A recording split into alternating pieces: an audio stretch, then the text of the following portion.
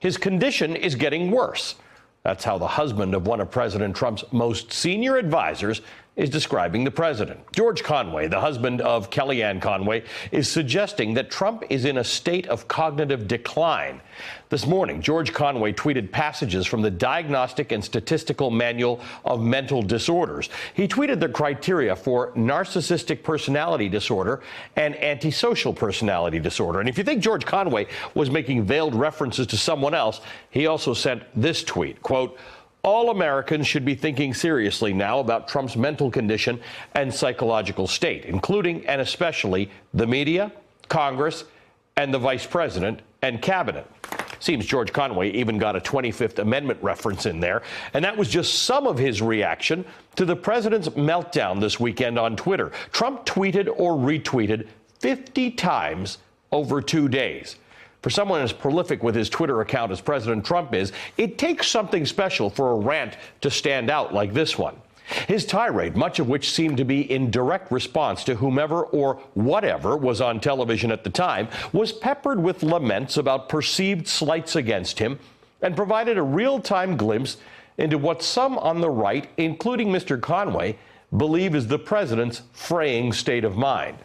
Conservative commentator Bill Kristol tweeted, "To Republicans who've been inclined to acquiesce in a Trump renomination in 2020, read his tweets this morning. Think seriously about his mental condition and psychological state. Then tell me you're fine with him as president of the United States for an additional 4 years." It's unclear what exactly prompted the tweets, but without a doubt, Trump's grievance airing resulted in some of the most outrage-inducing messages of his presidency. He raged against the Mueller probe. He called for an investigation into Saturday Night Live, which was a rerun this weekend. He attacked some Fox News hosts while calling on the network to defend others. He retweeted far-right supporters, including conspiracy theorists, and he did not condemn the murder of 50 Muslims in New Zealand, nor did he offer any support to the Muslim community. He did, however, attack the late Senator John McCain. Presidential candidate Senator Cory Booker responded to those attacks in an interview earlier today with Hardball's Chris Matthews. What was your instinctive reaction when you heard that? Repulsive. Repulsive. I mean, John McCain, he and I disagreed, but he was probably one of the better mentors I had when I first came to the Senate. He's a hero. And to hear a sitting president, a commander-in-chief, what's that say to other men and women that are serving this nation? So I found it repulsive, and just another example of his moral vandalism and him just tearing at the fabric of this country. The Daily Beast asked White House Press Secretary Sarah Sanders if Trump's tweets speak for themselves. Her default line when the president goes off script, she simply replied, yes. But why is the president suddenly so enraged? Does he know something that we don't know about the Mueller report? According to a new report from CNN tonight, White House lawyers expect to have an opportunity to review whatever version of Mueller's report Attorney General Bill Barr submits to Congress before it reaches lawmakers and the public. Quote, the attorneys want the White House to have an opportunity to claim executive privilege over information drawn from documents and interviews with White House officials. Or could the president's anger stem from the growing investigation into his associates launched by the House Judiciary Committee? You'll recall today was the deadline. The committee gave 81 Trump-linked individuals and entities to return information for its investigation into possible corruption and obstruction. The committee said in a statement that it is, quote, heard from a large number of recipients, many of whom have either sent or agreed to send documents to the committee. Those documents already number in the tens of thousands. Washington Post opinion writer Jennifer Rubin, who will join us in just a moment, argues that whatever the president's motives for his Twitter meltdown, those meltdowns are likely to continue because most members of his own party won't stand up and denounce him. Quote, there is no moral or intellectual reason that will persuade them. There is no respectful conversation to be had with people who argue in bad faith. The only solution is to defeat Trump and his party so thoroughly that Trumpism is permanently discredited. A party that continues to defend this president is simply beyond redemption. Joining me now is the Washington Post's Jennifer Rubin, who is also an MSNBC contributor, and Ron Klain, former senior aide to Vice President Joe Biden and President Obama, and former chief counsel to the Senate Judiciary Committee. Welcome to both of you. Thank you for being here.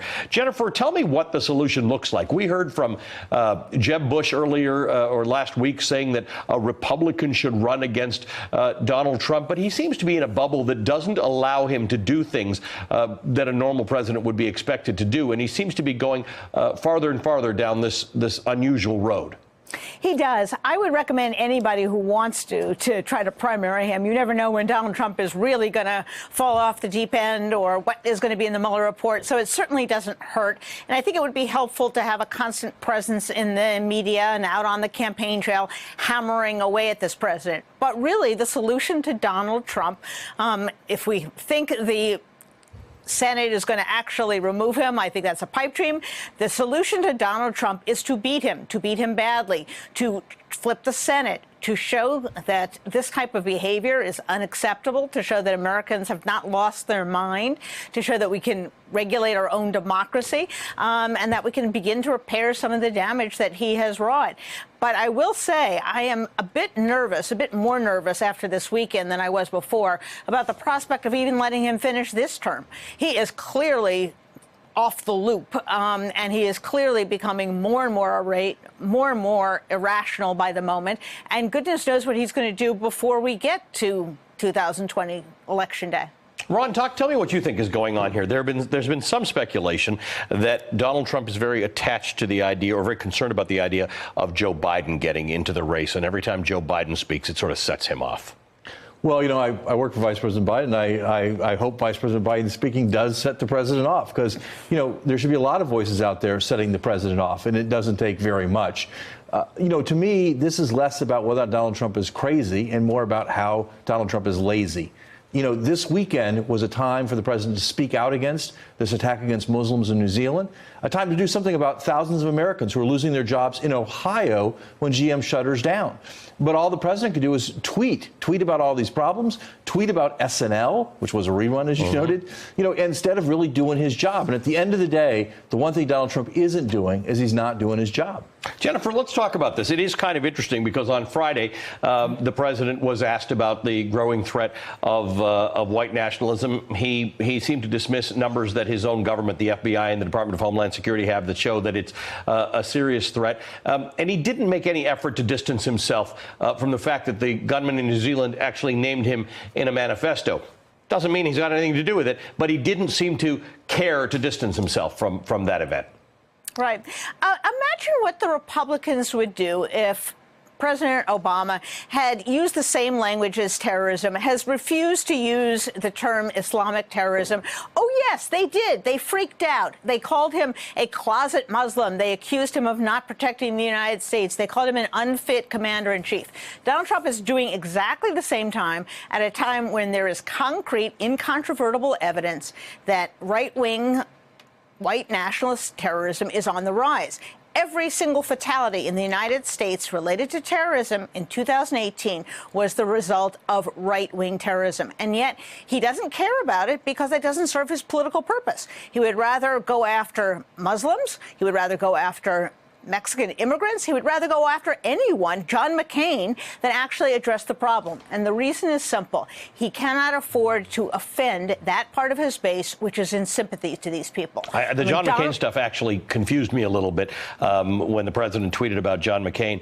Meghan McCain responded to Donald Trump's attacks against her late father on The View. Let's listen together. Your life is spent on your weekends, not with your family, not with your friends, but obsessing over great men you could never live up to. That tells you everything you need to know about his pathetic life right now. My father was his kryptonite in life. He's his kryptonite in death. Ron, was there any pattern to this weekend that you saw? It was all over the map, the things that the president was tweeting about. But picking on John McCain seemed unusual. Well, I think the one consistency, and again, trying to find consistency in Donald Trump might be a fool's errand, but the one consistency is an effort just to inflame his supporters. His supporters were the last Americans who really were not fans of John McCain. They hate the news media. They hate the big media shows like SNL. They hate, all these other things. And I think virtually every tweet from our president was just a hate-filled bomb aimed at inflaming his supporters. And that's irresponsible given what's going on in the country. It's also not his job. He is supposed to be president of the United States. He's supposed to be addressing problems, addressing issues, solving problems. That's not what he does. He sits there and tweets out hate as much as he can. And as you said, this weekend, 50 tweets or retweets. Even for Donald Trump, that is a lot of action on Twitter. There were also a few, Jennifer, there were a few conspiracy theories that he tweeted out, or conspiracy theorists who he retweeted. At some point, this doesn't expand Donald Trump's base. If he's getting concerned about all the coverage about the Democratic candidates, whether it's Joe Biden or anybody else he's concerned about, he to Ron's point, he's speaking to a narrower and narrower group of people who might be Republicans, who might be people who never voted for the Republican Party, although he did tweet out that his approval rating amongst Republicans is at a record high above 90%. How do you explain that? Well, first of all, you're right, Ali. He has absolutely cornered the market on racist and conspiracy nut jobs. So there's no more of those people out there. It's not a growth industry for him. So put that off to one side. Two things I think are going on. One, the Republican Party is shrinking, so he has a greater share of a smaller pie, which is not a good business plan. And second of all, this is the problem that I and many of our ex-Republicans or wayward Republicans in the Never Trump movement have written about, which is the complete intellectual and moral obsequiousness of the Republican Party and their absolute refusal to confront this man. They are so slavishly devoted to their own reelection, and they see him as the absolute key to them remaining in Washington to do what, I don't know, because they would willingly assign their duties as part of the legislative branch to him. But they are so obsessed with that, they will say anything, they'll do anything, they'll rationalize anything he says or does. And so he has very little incentive, so long as that party is locked in there, to really change his ways. He's probably, in all likelihood, unless something really catastrophic happens, is going to get the nomination. And his base, at solid 33% or whatever they are of the American population, are going to be with him till the ship goes down. And that's why it's so important, I think, for people of goodwill, Republicans, ex-Republicans, independents, Democrats, to say enough. We're not going to have a lunatic as president anymore. We're not going to have someone who is cited as inspiration for right-wing nationalist murderers. Come on. This is really a new low. And perhaps what has gotten under his skin is the fact that now another crazy bunch of people, just like the bomber in Florida, just like the murderer in Pittsburgh, is citing Donald Trump as inspiration. You worked, Ron, for Barack Obama and Joe Biden when bad things like this happened. Yeah. They typically didn't have somebody writing a manifesto associating themselves with it. But it would have been their instinct to set the record straight if there was anything there. They wanted to be on the right side of these things, as has every other Republican president in history. Yeah, I mean, this isn't a partisan issue. I think that Democratic and Republican presidents, when they see slaughter, when they see hatred, when they see the kind of loss of life we've seen in New Zealand. It's a layup to be on the right side of that. It's just being a human being to be on the right side of that. And we have a president who is not even living up to the human being standard. I mean, his reaction to this horrible tragedy in New Zealand is inexcusable and inexplicable, just from a raw humanity standpoint. And look, a very different kind of thing, but to see President Obama really in tears, racked up after the Newtown shooting, after what happened to that school, and you could just see how the loss of lives really got to him. We have a president who has no sense of the job, no sense of what he's supposed to be doing, and no heart. And that is a crushing combination in the Oval Office. All right, Ron Klain, thank you. Jennifer Rubin, thank you for joining me. Thanks for checking out our YouTube channel. Subscribe by clicking on the button below for more from The Last Word and the rest of MSNBC.